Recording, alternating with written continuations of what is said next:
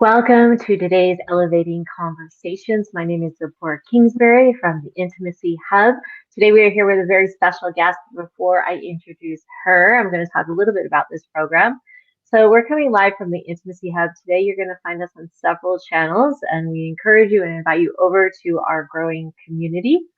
I am a somatic intimacy relationship educator as well as a breathwork specialist, and I help adults to feel safe, seen, and confident so you can experience emotional connectivity and intimacy that's going to uplevel your personal and professional relationships. And today, in our Elevating Conversations, we have guests coming on live with us every Tuesday afternoon at 4 o'clock.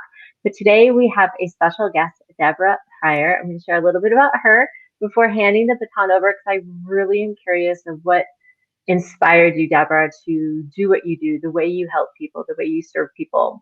But Deborah is here as a spiritual business coach, a mindset mentor, and creator of the Anatomy of Money, a holistic mind-body system for living and thriving emotionally, physically, financially, and spiritually as a whole you.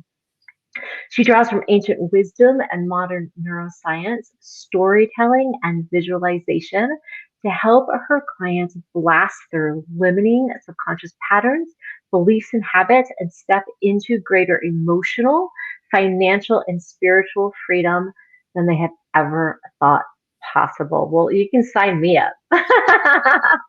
I love that. Welcome, Deborah. Thank you for being here on our Elevating Conversation. Tell us what got you started in serving people in this way? I'm laughing because, when I listen to a bio about me, I'm like, really? Who's that? It's so funny. So what really got me started was I felt like such an imposter. I felt like such a loser. And I had an intermittently thriving business as a documentary filmmaker. And I really loved it. And it was really a roller coaster. And when I was on a project and there was money in the door, I was, on cloud nine. And when I was between projects and I was maxing out my credit cards and eating rice every night for dinner, it was really frustrating and scary. And I thought, God, I really fell through the cracks. What's wrong with me? I should have been a real doctor.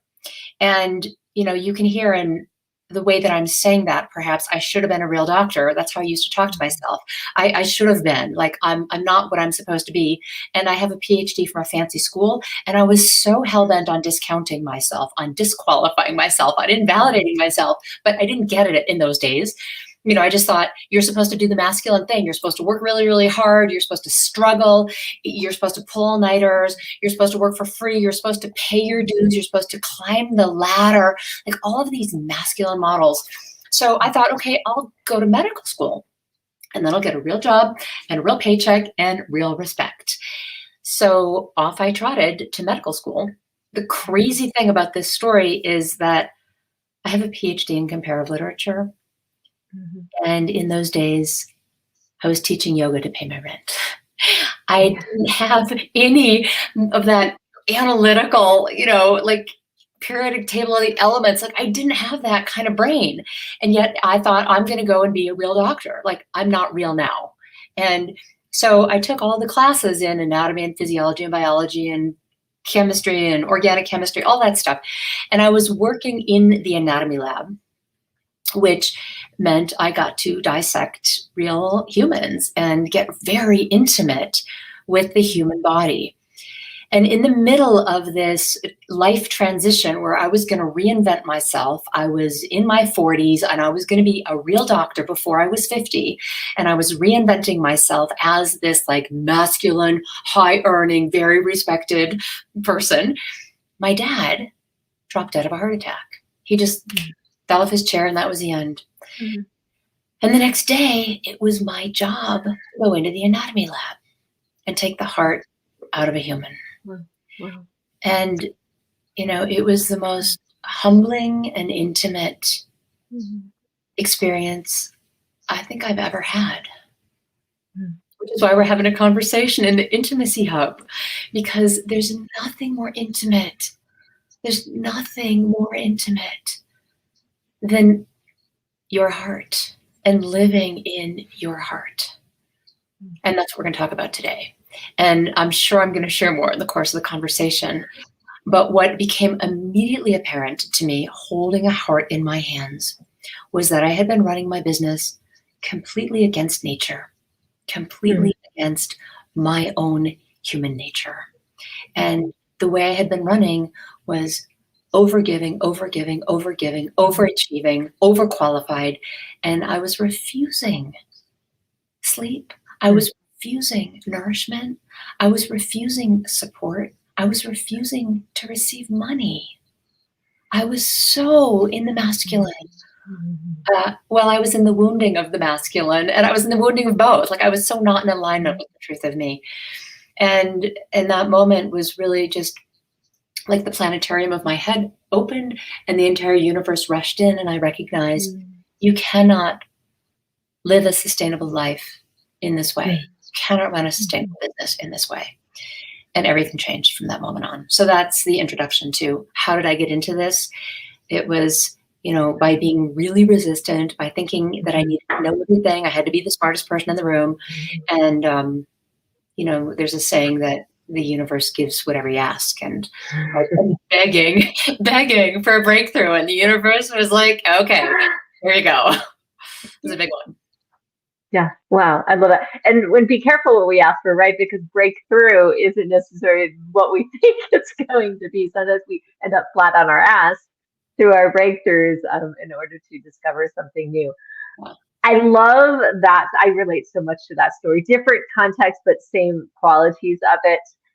Got my ass kicked a few times to finally awaken to this I think more easeful life, right? Allowing life, welcoming things in life. I love how I was taking notes, but I love when you said like refuse. I was refusing the financial abundance. I was refusing that in my life. Can you talk more into that? Because it's such an unconscious thing I find that we do, that refusing just by either self-talk or the way that we go on living life, even though mentally we say we want something different. So tell us more about ways that you find people are refusing that abundance unconsciously. Oh my gosh, so many. And it's like this line from Rumi where he says, our task is not to seek for love, but to seek for all of the barriers we've put up against it. Your nature is intrinsically rich. Your nature is intrinsically overflowing with love and sensuality. And this beautiful organism, the body that we're living in, is a sensing organism. It's a sensing, perceiving, exquisitely sensitive organism. And most people, when they're struggling, are struggling because they refuse to honor that. And they're living in their heads of, I got to think, I got to analyze, I got to figure it out. And if you're going to live from the neck up, good luck. You can't experience life without your hands, without your mouth, without your digestive system, without your yoni, without your legs, right? Like we're here to have the exquisite pleasure of being in a human body. And yet, oh, I'm just going to think my way through it. Like, your brain cannot do jack without the collaboration of your body. So, one of the ways that we refuse is overthinking. So common, especially with us really brainy, really smart people, right? Like, we love learning. We love consuming information and books and podcasts. And like, we're just voracious consumers. And like, what does your body do when your body consumes? I don't know about you, but I'm a foodie. I'm a sensual being, and I love food. And I'm not eating 24/7. I'm giving my body time to metabolize and to discern, ooh, this is protein, this is carbohydrate, this is fat. Ooh, I'm just going to digest it. I'm going to absorb it. I'm going to receive it. And then I'm going to let go automatically. I don't have to think about it. It's just part of the rhythm. I take in, I discern, I distribute, I contribute, I digest, I receive, and I let go. And if we're not in this cyclical rhythm of all life, we think, oh, I have to be productive, productive, productive, productive, productive. That was my problem. That's not sustainable. You don't eat 24/7. You eat and then you let it move on through, right? And money wants to do the same. It wants to come in, wants to be distributed in your household, in your community, through contribution to organizations and causes that matter to you. It wants to move on through you to, the organic peach at the farmer's market. So that's the second thing. The first one is overthinking. That's the way that we refuse. A second way that I see that we refuse is we refuse to allow money to move through. We call the name of this conversation that we're having, it's not your money, for a reason, because it's not your money. Amazing. And I hope I'm triggering some people who are hearing this. They're like, wait, I'm working really hard. It's my money. No, it's not. Next time you eat something, anything, it doesn't matter what it is, think about the last thing you ate. So the last thing I had was this delicious, freshly juiced organic kale, organic ginger, and organic apple. So that's going to move through me. Where did that come from? Well, somebody had to grow the kale. Somebody had to harvest the kale. Somebody had to put the kale in a truck and bring it to the market. My husband, bless his sweet soul, he went to the market and he bought the organic kale for me and he brought it home. And, and then there was water that came into my home that I used to wash the kale. And then there was a juicer, like so many hands made this possible for me. And we walk around like, ooh, that's mine. Like, really? Are you that important? And so, there's a way that we refuse. We refuse both our magnificence when we overthink, because we think we know everything, and we also refuse our humility. So those are oh my God. So much. There's so much. I'm like trying to grasp onto all of it. And that's another thing. Let it flow, Zipporah. Let it flow, right? Even grasping onto thoughts or words, it's the same thing. But I loved the digest part, because even if we so consciously think of self-care as, oh, I need to pause. I talk about pausing a lot when it comes to intimacy, developing a felt sense so we can feel more in our body and understand the language of the body, because our body communicates through sensation. And to take that over into money is such another big leap. And I know I don't always think like that, but that to think like, yeah, well, this is energy coming in and I'm taking it in or I'm receiving it. Where's the pause? Right? Where's the pause to appreciate, one, to even feel what the body reaction is to receiving that money. Like, how did I just feel in my body? Did I constrict? Did I get constricted? Did my self-worth come up? Did I feel elated? Did I feel gratitude? Did I feel, like you mentioned, like fearful of what's coming next? So I grasp rather than letting it move through me and then become congested. So I love all of these ideas you're tossing out, that they feel right in my body. I'm like, hell yes. And then the move through, you said something else that is just, I lost it. You said so many good things. I'm losing them. So hence I don't need to say attached to them. I need to let them digest. But I think it's a new concept for many that, wow, this deserves my presence and I don't own it. And what stuck with me was how aware to be, how many people touched this physical money, like just touched it. Yeah. Like how many beings this moved through their life experience before it met my life experience. And it's true on the other end too, right? Because everything is in a cycle. It's like there's this cosmic bicycle chain. So when I buy something and I'm giving money to someone, it's touching that person for the thing for which I'm exchanging money, but now it's moving into this person's home. I'm thinking of a couple of years ago, before the pandemic, I was in Santa Fe, and there was this, there was a Mexican man there selling whirligigs, these things that you hang out, they're like wind catcher things, and they twirl and they're really pretty. And one of the things that I do, one of my little brain hacks that's fun for me and it's fun for the recipient, is I always carry $100 bill in my wallet. always, Mm-hmm. because it makes me feel rich. And, you know, I have my wallet with me all the time. I hardly ever spend money because nowadays we don't have to, but I always have my wallet with me and I always have money in it. And then I'm making hundreds of buying decisions every day. I'm deciding, oh, actually, I'm not going to buy that thing. Oh, I could have bought that, but I'm not going to. So every single day, you know, I could have spent $5,000. So I end up feeling very rich every day. Whether, you know, and money doesn't make me feel rich. I play these games with myself to remind myself, as you said in the very beginning, that like your self-realization of your richness is a game you play with yourself 24/7. So you're turned on all day long, right? It's a super fun, juicy place to hang. So anyway, so here I am at this, you know, art market, and I see this whirligig thing. And it's got this blue crystal in the middle, and it's spinning, and it's really, really pretty. And there's this Mexican guy, and you know, I'm thinking I really want that thing. And I look at my wallet, and all I have is $100 bill. Mm-hmm. And you know, my first thought is like, oh, like, what's he going to think of me and all that? And like, I just go into this, what's he going to think of me? And then the next thought is, I get to give this to this guy. I get to give it to him. And it's gonna, like, it totally made his day. You should have seen his face when I said, I'd like that, please. And I pull out $100 bill and I give it to the guy. And he's like, really? I'm like, yes.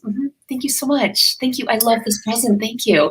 You know, and it was like just a beautiful exchange. And, you know, he's going to bring it to his kids and his, I mean, I'm making up a story. I don't know, but it's going to feed his family, or it's going to put gas in his truck, or it's going to feed his dog, or buy another blanket, or some, you know, it's going to ripple out. Like when I say money isn't your money, there's an energy that you be, that you're constantly flowing through you, just like a stone into the pond, and the ripples go far, far beyond Hmm. Mm-hmm. And those ripples, right? They're unseen, and it can be so easy to get caught up in our physicality and the emotional body and the frantic and the lack of security, and then that impacts the nervous system. Then we go into the spin. But I want to share a story because it touches on the cash story, and I love. I carry cash in my pockets, wallets all the time. So it's you. my preference rather than using a card or a credit card. It does. It feels really good.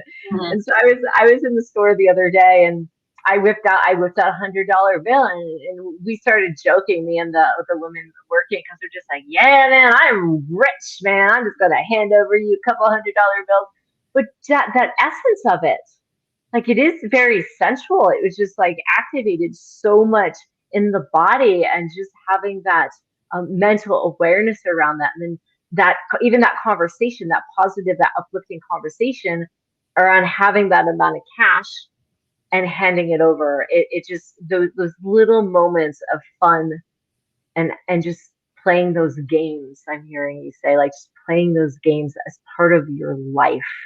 Um, I want you to share more. So it's funny. So I know I had you share a few questions with me. I'm not going off them at all today. I love it. I just love the organic nature of our conversation. But I am laughing at one of the questions, because I don't know if you knew that I have been teaching breathwork therapy for 20 years. And you did write a question about breath. And I would love to go there and geek out with you on that, because I could geek out on that forever.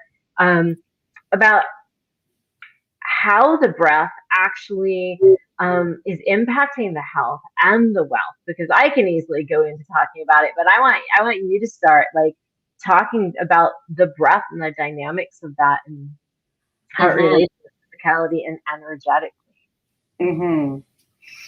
So breath, life force, prana, chi, the great mystery, the all that is, God, goddess, within and without, the beloved, has so many names.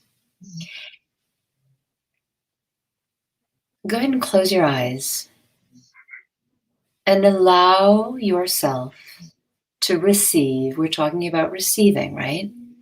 Life begins with receiving, right? It begins with the woman receiving the seed. It begins with the uterus receiving the embryo. It begins with you coming out, and you inhale. And in that inhale, you breathe in the one. And now you're walking around as the one. You're walking around in a human suit as God, as the creator with a capital C, divine abundance, infinite intelligence, each in breath.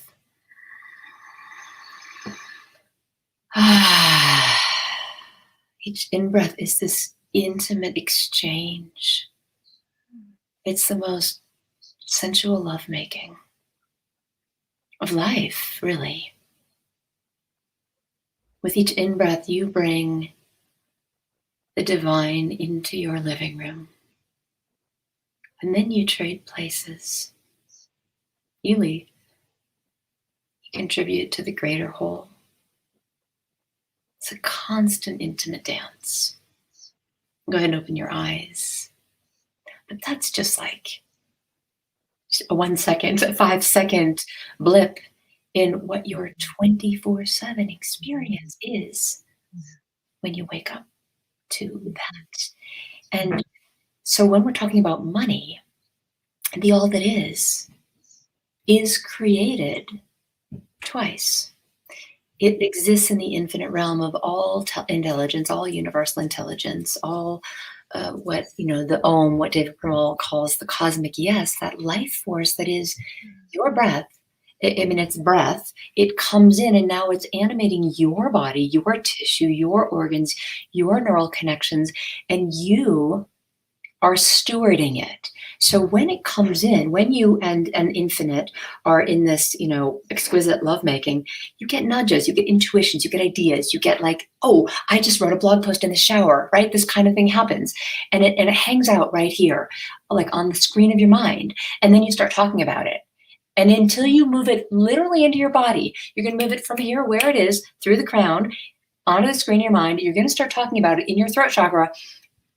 You got to use your body to make it real, right? Like it's real already, but until you write the book or you make the movie or you do the podcast or you design the beautiful artwork, whatever the creative product is, that's a result of you creating down here in the earth realm. It always exists up here. And money exists up here. And if this is audio only, I'm, waving my arms around that which appears to be form of me. The formless moves into form. Money always exists in the formless. Money exists in the form of anything you want to turn it into. Because what we receive money for is in exchange for a product, a good, a service, a gathering of information, a collection of wisdom, right? That's what we exchange it for. And we're really exchanging energy for energy. So when you ask, how does the breath relate to it? Without breath moving through you 24/7, you return to spirit form. You are always spirit form. It's not that you return to that, but the rest of you falls away. And so what's left is what you've always been. And from my perspective, well, why wait until the body sheds me? Why not start acting as that right now?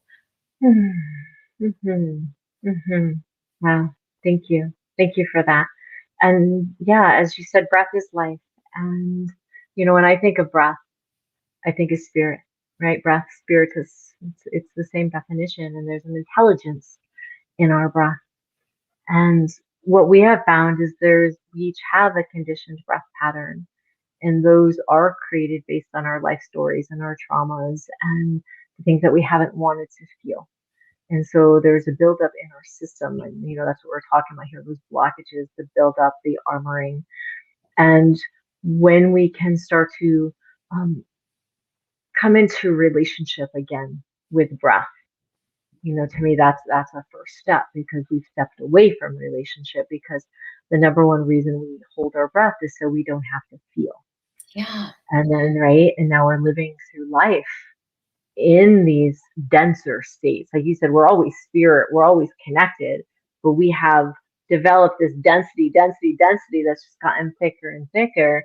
And really just mere physicality, we're holding our breath, and we've stepped out of that divine lovemaking, right? That inhale and exhale, and we've turned to controlling it, which is impacting everything you're talking about, controlling the money, controlling the flow, controlling what's coming in.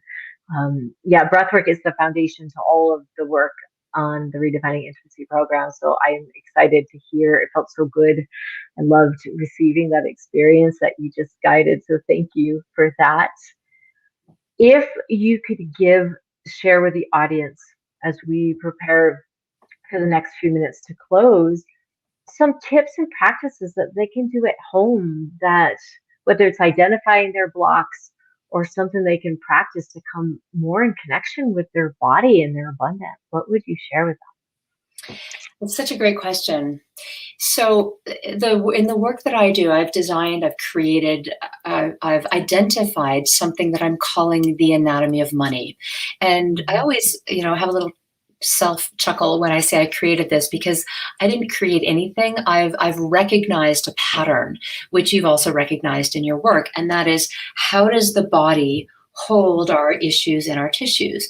And because of our conditioning and because of the way that we're all wired, we operate first from a place of safety. Is this going to keep me safe? Is this threatening my very survival?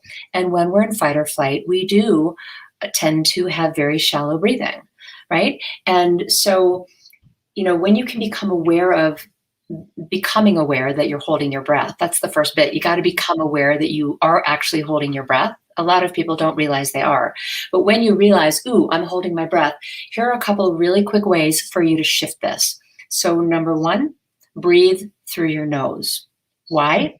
Because when we breathe through our nose, I'm going to geek out with you right now. There are these little ridges in your nose that are called nasal conches, like a conch shell. And when the air moves over the nasal conches, it's like when you go over a washboardy road and you kind of pick up speed, like you're going along, and all of a sudden you're like, and you feel like you're kind of like flying over the washboardy road. This is what happens when you breathe through your nose. The air speeds up and it will go all the way to the lowest lobes of your lungs. The lowest lobes of your lungs are connected to the parasympathetic nervous system, which is all about receptivity and rest and ease. So just try breathing in through your nose and feel how your heart and lungs expand. You'll get as much deeper breath when you breathe in through your nose. So that's one really quick way to flip from stress to relaxation. Another very quick way is what's called box breathing. And this is something I teach to all my clients. And it is in fact used with Navy SEALs and others who work in very high stress environments. And the way box breathing works is you inhale to the count of, let's say, 4. So you inhale, hold, exhale, and hold on empty. Inhale, hold, exhale, hold. And you can work up to 10, 15 seconds, but that's another way to very quickly switch from a reactive state to a receptive state. And when you're receptive, you allow yourself to receive money, clients, referrals, pleasure, opportunity. When we're in a reactive, fear-based state, we're not so open to that. So I know it sounds ridiculously simple, and it can be if you're willing to let it be easy. Yes, yes, yes, yes. Amen. Amen. Says that. And yeah, right. It's so simple yet so challenging for humans on the planet today. So I love this practice. I love box breathing. Beautiful. Thank you for sharing those practices. Thank you for being here. Thank you for sharing your wisdom and I love just so much grace that I feel like I interpret when I listen to you and I feel your presence. So thank you for that. I want to make sure that we get people connected with you. And so the link that I've shared is connecting them to your Anatomy and Money Academy. Is there any other place that you would like people to find you? And I'm going to put that in the comments before we close today. That's awesome. You can definitely find me at the Anatomy of Money Academy on Facebook. I'm also on Facebook. You can find me personally there. And I host a regular clubhouse room that's called Love Money. And it's on Wednesdays at 4:10 p.m. Mountain Time. So I'd love to continue the conversation over there. Lovely. Oh, thank you so much for your time, your energy, for sharing your time and energy with us today. And thank you for you tuning in and listening in. And if you have questions, even on the replay, please don't hesitate to comment, and we will be sure to answer your questions as we see them. And again, if you'd like to tune in with us every Tuesday, we go live with special guest speakers here in the Intimacy Hub. If you'd like to join me for further conversations on feeling safe, seen, and confident with emotional connectivity and intimacy, you can join me on my solo talks on Thursday afternoons and Saturdays. So I look forward to more soon. Be well.